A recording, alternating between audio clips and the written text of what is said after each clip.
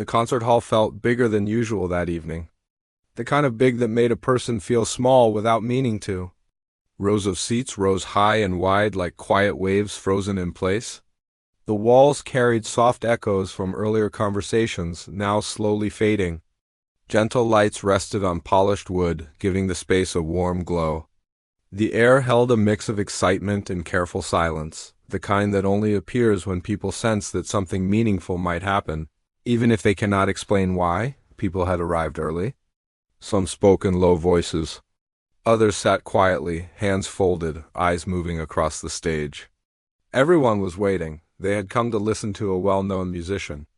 Not well-known because of a face on posters or stories and headlines, but because of the way his music stayed with people long after the sound was gone. He did not need an introduction that night. The way he walked onto the stage was enough. There was weight in his steps, not heavy but earned. Years of music had shaped him. Long nights when practice mattered more than rest. Long travels away from familiar places. Long hours of repeating the same notes until they finally felt right. He had learned patience the hard way. He had learned silence, too. People respected him not only for how clean his notes were, but for how honest they felt. His music did not rush. It did not beg for attention. It simply spoke, and people listened. He stood at the center of the stage, holding his trumpet with ease as if it were a natural extension of his hands. His suit was neat but comfortable, worn in the way of someone who had stood under many stage lights before. His face showed calm confidence, not the loud kind, but the quiet kind that comes from knowing you have earned your place over time. When he spoke, his voice matched his presence, steady, warm, clear. He talked about music, but not in a way that felt like a lesson. He spoke as if sharing thoughts with old friends. He talked about patience, about learning to listen before trying to be heard, about the importance of silence between notes, about failing quietly and getting back up when no one claps and no one notices. The audience listened closely. Some nodded as if remembering their own struggles. Some smiled softly. Others sat very still, afraid to break the feeling in the room. It was the kind of attention that could not be forced. Near the middle rows, a young woman sat with her trumpet resting carefully on her lap. She was not there to be seen. She had chosen a seat that blended in, not too close, not too far. Her clothes were simple, clean, comfortable. Her hair was tied back without effort, as if she had done it quickly without looking in a mirror. She held herself with a mix of calm and tension. Calm from years of practice. Tension from years of doubt. She knew how to stay quiet. She had learned how to listen deeply. But she had never stopped feeling everything. Music had always been a private place for her. A space she entered alone. She practiced most days in small rooms with closed doors. Rooms where mistakes could live without judgment. Where the light was soft and time moved slowly. She did not play to impress anyone. She played to understand herself. Every note carried memory. Sore lips from practicing too long. Missed notes that made her stop and start again. Moments when she wanted to quit, when the trumpet felt too heavy and the future felt unclear. And moments when she could not imagine a life without music at all. She had come to the concert only to listen. To learn, to feel inspired in silence. She never expected to be part of the evening in any other way. As the musician continued speaking, his eyes moved across the crowd. He was not searching for volunteers or attention. He was simply noticing people. Over the years, he had learned that the most interesting listeners were not always the loudest ones. Sometimes they were the quietest. The ones who leaned forward without realizing it. The ones who held their breath when something felt true. That was when he noticed her. She did not look away when his eyes passed over her. She did not wave. She did not smile. She simply met his gaze. Not boldly. Not shyly. Just honestly. Her hands rested on the trumpet in her lap, fingers placed with care, like someone who respected the instrument deeply. The musician paused. It was a small pause, but noticeable. The kind that makes a room shift without a sound. A few people adjusted in their seats. The air changed slightly. He smiled. Not in a teasing way. Not in a challenging way. It was a thoughtful smile, As if he had recognized something familiar, he asked a simple question into the microphone. Is there anyone here tonight who plays? A few hands went up across the hall. Some people laughed nervously. The question sounded light, but it carried weight. Everyone understood what it meant to raise a hand in a room. Like this, his eyes returned to the young woman. He did not point at her. He did not call attention to her. He simply asked, gently, "And you?" The room grew quiet. She felt heat rise to her face.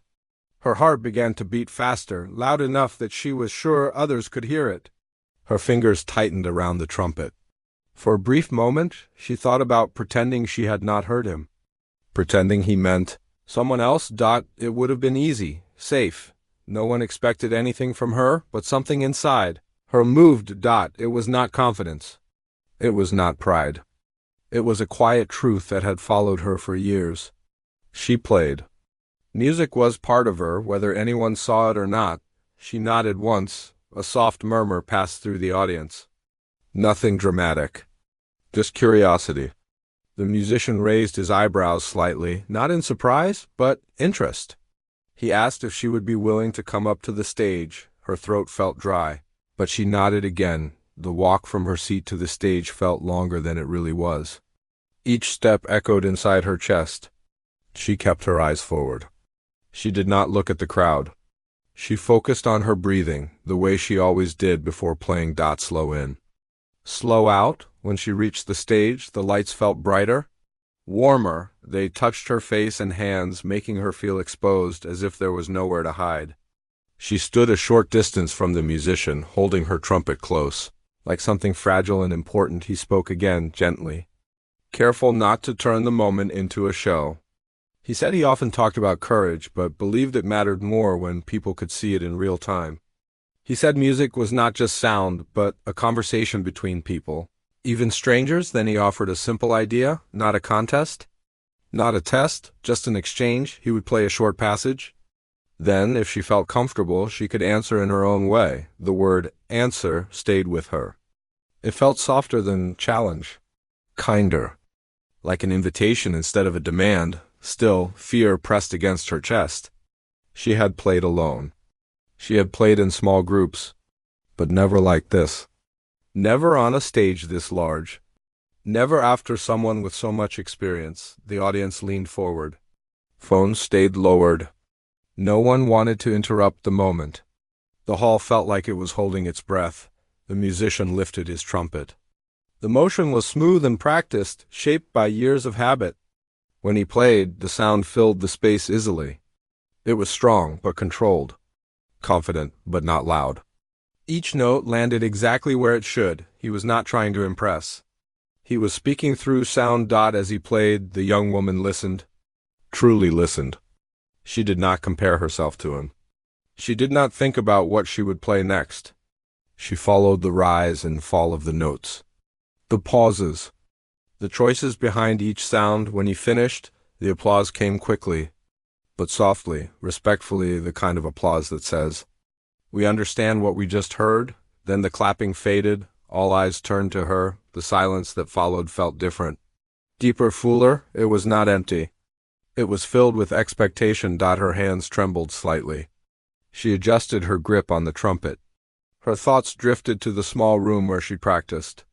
The worn chair, the cracked window. The nights she played quietly so no one would complain. She thought of every doubt she had ever carried. Every moment she wondered if music was just a dream she was holding on to for too long. Every time she chose listening over speaking. The musician watched her. Not with judgment, with patience. She took a breath, not to play yet, just to steady herself. The hall remained silent. And in that pause, just before the first note could exist, the story rests, waiting to continue. The young woman stood under the warm stage lights, holding her trumpet close to her chest. The silence around her felt heavy, but not cruel. It was the kind of silence that waits instead of judges. Still, her heart beat fast. She could feel it in her ears, in her hands, in the way her breath wanted to rush instead of slow. She closed her eyes for a brief moment, not to hide, Just to remember, she remembered the first time she ever held a trumpet. It had felt too big, too loud, too demanding. She remembered struggling to make even one clear sound. She remembered thinking, maybe this is not for me. But she also remembered the feeling when, much later, a single note finally came out clean and steady. That feeling had stayed with her. Quiet, but strong, she opened her eyes. The hall was still. The audience waited. The musician across from her stood relaxed, his trumpet lowered, his attention fully on her. He did not rush her. He did not speak. He gave her space. She took another breath. This time, she raised the trumpet. Her hands were still slightly unsteady, but she adjusted her grip the way she had done thousands of times before. Fingers found their places. The metal felt cool, familiar. Her shoulders dropped just a little. Her breath slowed. She did not think about impressing anyone. She did not think about matching what had just been played. She thought about telling the truth in the only way she knew how. She played. The first note was soft. Not weak, but gentle. It carried across the hall like a careful step forward. A few people shifted in their seats, surprised by the quiet strength of it. Then came the next note. And the next. Her sound was different from the musicians. It did not aim to fill every corner of the room at once. It moved slowly, honestly. Each note felt chosen, not rushed. There was space between them. Space to breathe. Space to feel. As she played, something changed in the room. The audience leaned in without realizing it. Faces softened. Eyes focused. The hall, once so large and intimidating, now felt smaller, closer. Like everyone had been invited into the same shared moment. Her fear did not disappear. It stayed with her, walking quietly beside her. But it no longer led. The music did. She thought of all the times she had played alone. All the times she had been unsure if anyone would ever hear what she was trying to say. Those memories flowed into the sound, not as sadness, but as meaning. The melody was simple. It did not try to be clever. It did not rush to show skill. It spoke of patience, of waiting, of learning to trust small steps. The musician listened closely. He did not smile right away. He did not nod. He simply listened, fully present. His eyes followed her hands, then drifted away, as if the music had taken him somewhere else. Somewhere familiar. The audience forgot to breathe. Phones stayed down. No one whispered. No one coughed. Even the smallest sounds felt too loud to exist next to the notes filling the space. As the young woman played, her hands grew steadier. Her shoulders relaxed further. The trumpet no longer felt heavy. It felt like an extension of her breath, her thoughts, her story. She reached the final phrase. She let it linger. Just a moment longer than expected, then she played the last note. It was soft, calm, certain. And then it was gone, for a heartbeat. Nothing happened. The hall stayed silent. Non-comfortable kind of silence. Not confusion. This silence felt full, respectful, as if everyone needed a moment to understand what they had just felt. The young woman lowered her trumpet slowly. Her hands trembled again, but now it was from release, not fear. She looked down at the floor, unsure what to do next. Then she heard it. One. Clap. Clear. Strong. The musician was the first to applaud. He did not clap loudly or dramatically. He clapped with intention, with care. The sound echoed through the hall, breaking the silence gently. Others followed. The applause grew, not fast, but steady. People stood without thinking about it. Some smiled. Some wiped their eyes. Some simply nodded as if to say, yes, that mattered. The young woman looked up, startled. She did not smile right away. She seemed unsure, as if she was checking to see if the moment was real. When she finally smiled, it was small and honest. Not proud, grateful. The musician stepped forward. He lowered his hands and waited for the applause to settle. When the room grew quiet again, he spoke, not into the microphone at first, but to her. Thank you, he said simply. Then he turned to the audience. He spoke about music, but also about courage. He said that true strength does not always come from being loud or fast or perfect.